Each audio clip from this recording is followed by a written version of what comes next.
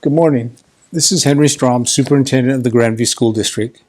I want to take a moment to reach out to our parents and our community members in particular and talk about where we are with our plans on bringing children back. First and foremost, I know that I speak for our staff, and we are very excited to bring children back into our schools. Schools just are not the same without your children here. I quickly, though, offer that we're all anxious about this. I know that as a parent and our grandparent, there are many concerns that you have about our ability to keep your child safe. And trust me, we understand that, and we are doing our best to develop plans to make sure that we keep you and our staff safe. That is paramount. Our education will come, but first and foremost, we want to talk about safety. So in the past few weeks, we've really been thinking about a lot of the areas that if I were in your shoes, if I were a parent or grandparent in our community, what are the things that I would want to hear to make sure that I feel confident that I should send my child back to school? So in Grandview fashion, we've asked a number of our staff, our cabinet members, to help out with making sure that you understand what's going on in our schools. Last week, our elementary principals collaborated on some common areas that we thought right out of the gates that you're going to want to see. What does this look like? Cleaning. Cleaning is a big area of emphasis, so we leaned on our custodial staff and have really reinforced our cleaning responsibility, structures, cleaning supplies, all of that. So we wanted you to hear from our janitors and custodians. And then also, importantly, with health and safety, our elementary school nurse provided what does it look like if my child's sick? How do we respond to that? So we're providing you the information from those that are best qualified to answer in that area. Thank you for the questions. Through our website and communications, we're asking you to bring us questions, and then we'll respond to them. So I'm going to take a moment and respond to a few of them that have come up. So the first question that I want to address is, what does the time before school look like? So we've talked about the Department of Health, Labor and Industries, and OSPI, all three bodies that we're responsible to adhere to their governance and their policies and procedures to make sure that we're keeping your child safe. So the Department of Health is asking us to complete attestations for each student that comes to school. So we've got a number of means where we're going to send you an attestation that you need to fill out for your child before they get on the bus, before you drop them off at school. So watch for a number of those. I take them myself. I promise you it's 30 to 45 seconds once you get it set up. So in the coming few days, you're going to hear from our elementary vice principals, and they're going to speak specifically to drop-off times. Again, leaning on the Department of Health, they're asking us to stagger drop-off times at school sites so that we limit the congestion in our parking lots and in the schools. So you'll see those schedules coming out from each specific elementary from our administrators. So once on site, if you're a walker, there'll be a check on the attestation and then a temp check, and both are required in Grandview School District. The temp check, if you think about airport screeners, that's the type of technology that we purchase for each of our buildings, and that it'll be efficient and it'll get a read on your child's temperature in a safe manner where we're not breaking that 6-foot distance. Once that's completed, you'll go directly to the classroom. The next question, what would the start and end times before and after the school day? My apologies. So we are going to start our school day 30 minutes later than we previously have. Thinking about our past history, I know when we adjust the schedule, it causes hardship in the home. But please understand these are unusual circumstances and hopefully somewhat short-term. At Smith Elementary, the drop-off will now be 9:05.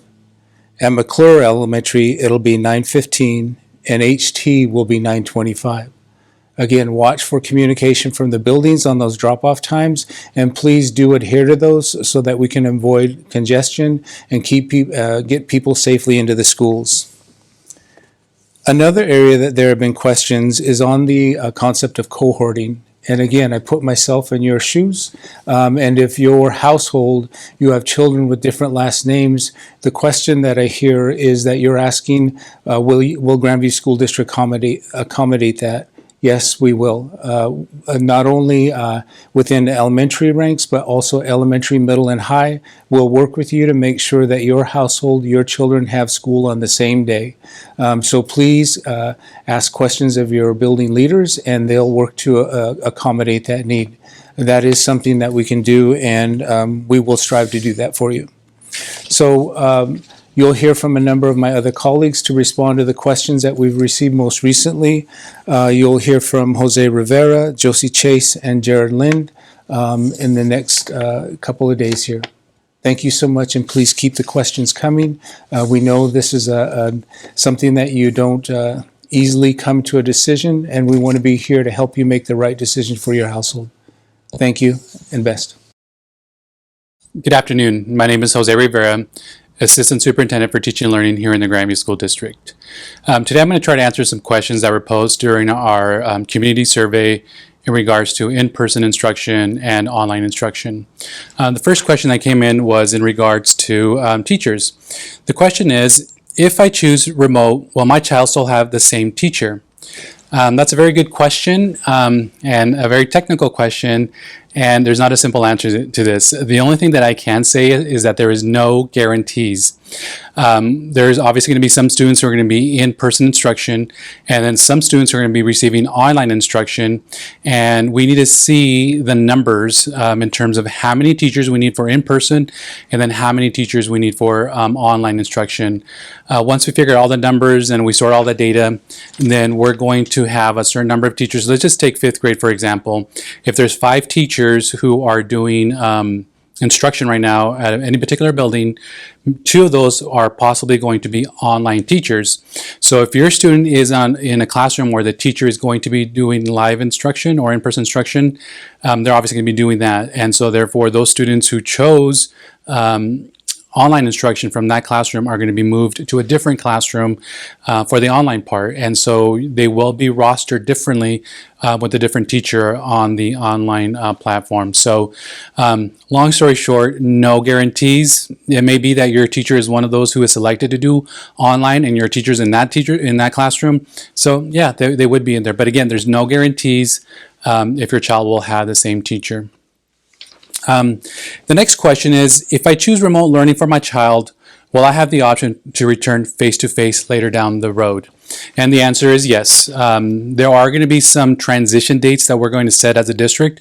We have not finalized those dates, but right now what we're thinking is that when we transition in our middle school and high school students, those would be good opportunities for your student then to come on site.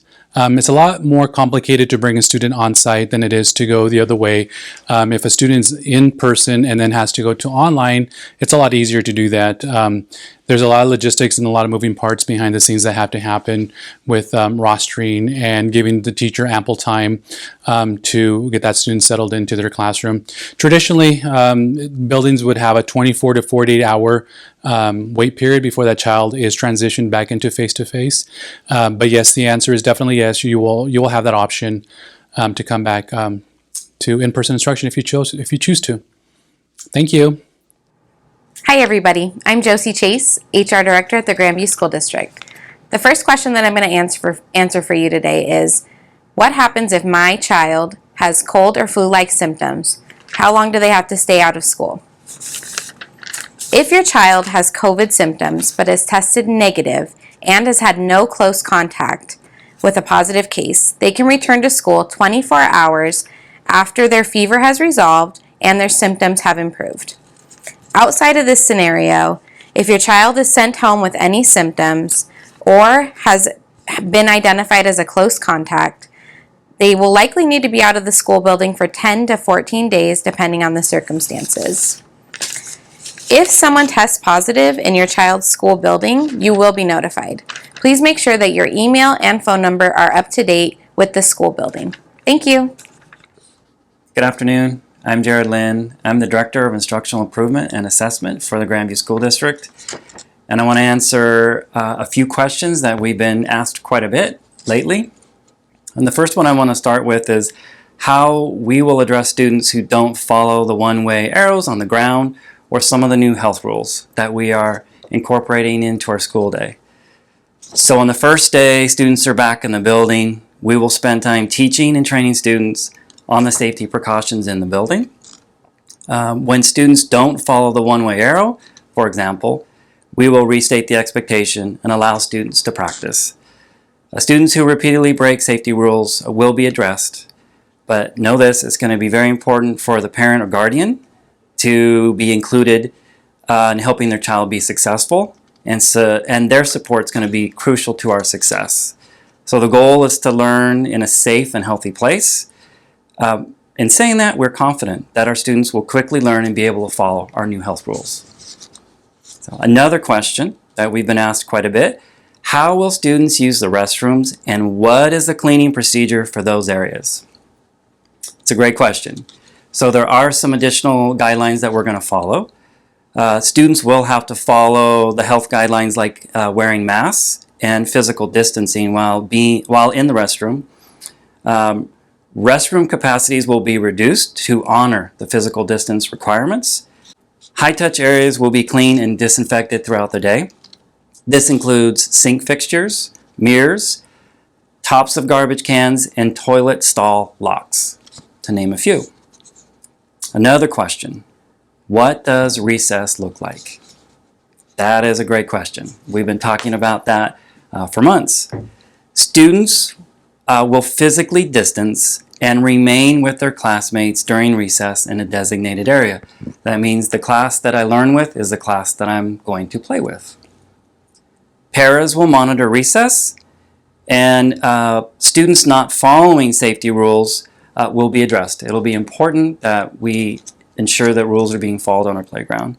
So if a student continues to struggle to follow safety and health rules, they may be assigned an alternative recess area. It's important that all students get an opportunity to be outside. Once again, health and safety comes first. And then finally, how will breakfast and lunch work? It's going to be somewhat similar to pre-COVID with a few changes. Students will eat in their classrooms. A class may eat outside if weather permits. Students will be physically distanced and they're going to have to wash hands before and after eating. And that's just a good practice no matter when. Breakfast and lunch will be dropped off at the room. Also, students will take their breakfast and lunch home for the following day before leaving school. Thank you and have a great day.